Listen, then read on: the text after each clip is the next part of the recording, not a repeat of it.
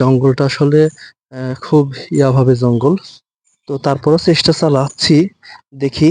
কারণ কি বৃষ্টি বাদল হয়েছে তো এর মধ্যে পোকামাকড়ের ব্যাপার।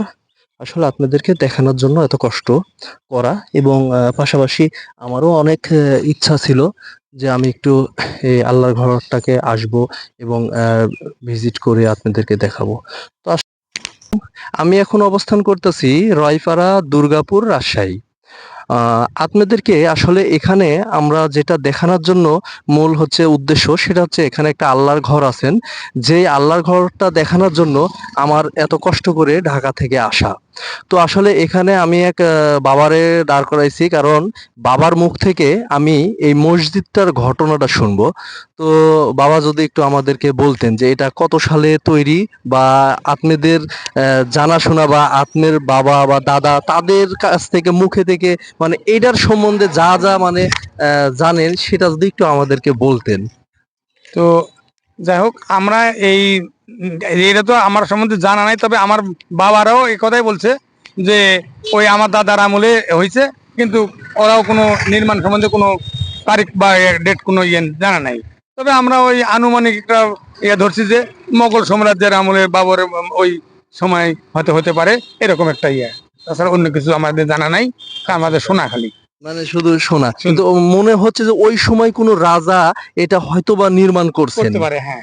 কিন্তু এখানে কি আশেপাশে কোথাও কি মানে কোনো রাজার বাড়ি না আছে? না না, এখানে কোনো রাজার বাড়ি এখানে ছিল না। এখানে না না না, আহ, মানে আহ, আমার এখানে একটা জিনিস ভালো আছে কি জানেন, জি। এই রইপাড়ার মধ্যে, রইপাড়া এরিয়ার মধ্যে কোনো হিন্দু, খ্রিস্টান, বৌদ্ধ এ ধরনের কারো কোনো স্থান বসবাস নাই।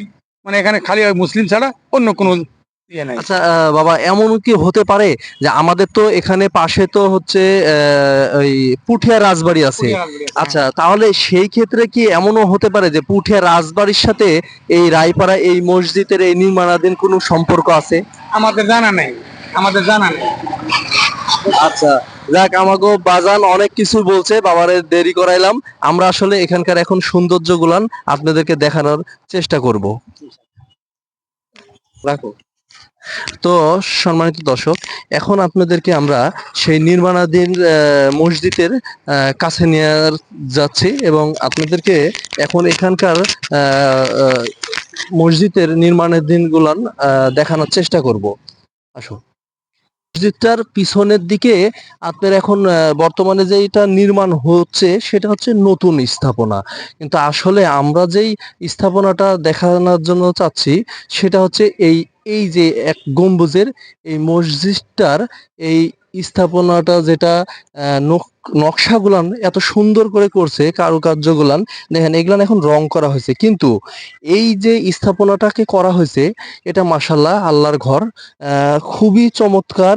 এটা আসলে না এসে দেখলেই নয়।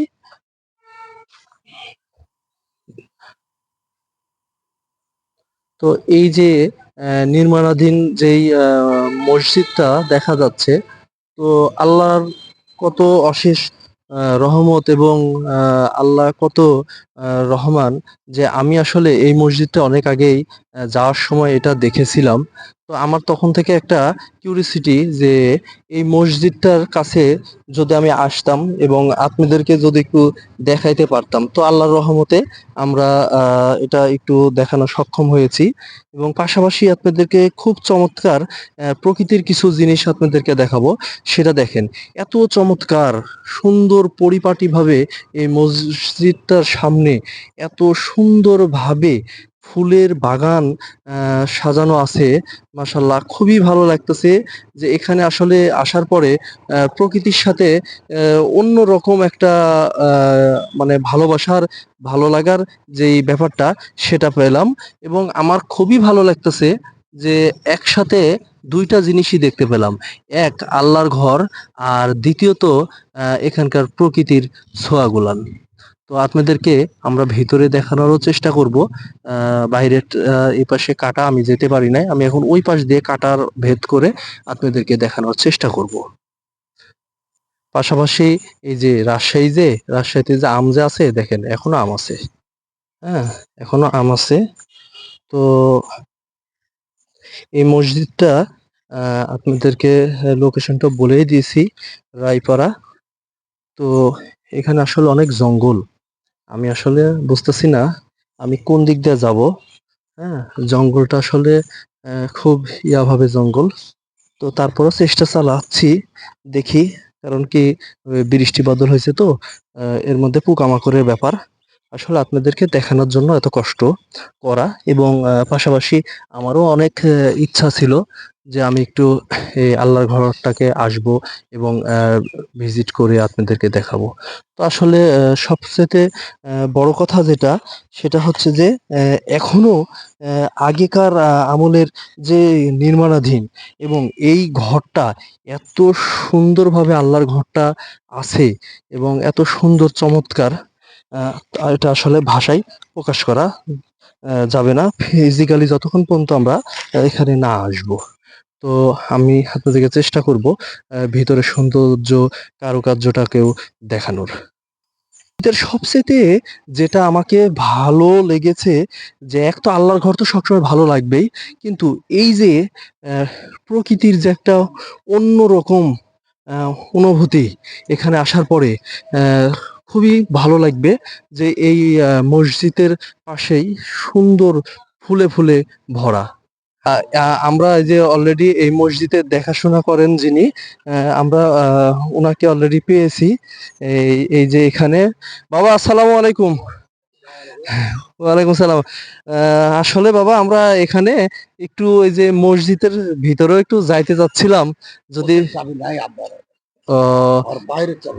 ও বাইরে চাবিটা আছে, মানে আমি চাচ্ছিলাম বাবা ওই মসজিদের ভিতরের যেই কারুকার্যটা আছে না, সৌন্দর্যটা, ওটাকে একটু মানুষকে দেখানোর জন্য। তাহলে আপনি নামাজের টাইম আসবে। ও, আমি তো এখন বাবা রওনা দিব হচ্ছে ঝিনাইদহ, যার কারণে তো এখানে যাইতে পারবো না। আচ্ছা বাবা, এটা হচ্ছে কত সালে এটা তৈরি?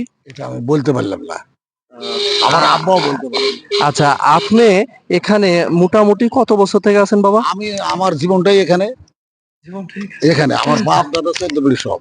আহ, তাহলে এই এখানকার হচ্ছে সম্পূর্ণ রূপে এখানকার দায়িত্বে আপনি আছেন বাবা। আর আমার সভাপতি আছে। যাক, আসলে বাবা দেখাইতে চাইছিল এটার ভিতরের কারুকার্য, সৌন্দর্যটা, কিন্তু আসলে উনি পারলো না, কেননা ওই চাবিটা, ভিতরে চাবিটা নাই তো। চাবিটা থাকলে আমরা ভিতরেটা দেখতে পারতাম। ছাদও তো খোলা নাই, ছাদে দিতে পারবো, যেতে পারবো? ওটার চাবিও নাই না? আসলে সম্মানিত দর্শক, এখানে মসজিদের অনেক জিনিসপাতি আছে, তো যার কারণে মসজিদ কর্তৃপক্ষ এটা তালা মেরে রেখে দিছে। আসলে নামাজের উক্ত ছাড়া আসলে দেখানো সম্ভব হলো না। তাহলে হয়তো বা অন্য কোনো একদিন আল্লাহ যদি চাই, আল্লাহর ঘরে যদি আবার এসে নামাজ কালাম পড়ি, তাহলে অবশ্যই আপনাদেরকে আমরা ভেতরেরটা দেখানোর চেষ্টা করব। তো আপনারা তো আপনাদেরকে আজকে আমরা এখানে রায়পাড়ার মসজিদটা, এক গম্বুজ যে মসজিদটা, এটার ভেতরটা দেখাইতে পারলাম না, এটার জন্য আন্তরিকভাবে দুঃখিত। আমরা বাহিরটা আপনাদেরকে দেখালাম, কেমন লাগে অবশ্যই আমাদেরকে জানাবেন। আমরা এরপরে চেষ্টা করবো এখানে এসে নামাজ পড়ে আপনাদেরকে ভিতরেরটা দেখানোর জন্য। সবাই সেই পর্যন্ত ভালো থাকবেন, সুস্থ থাকবেন, আল্লাহ হাফেজ।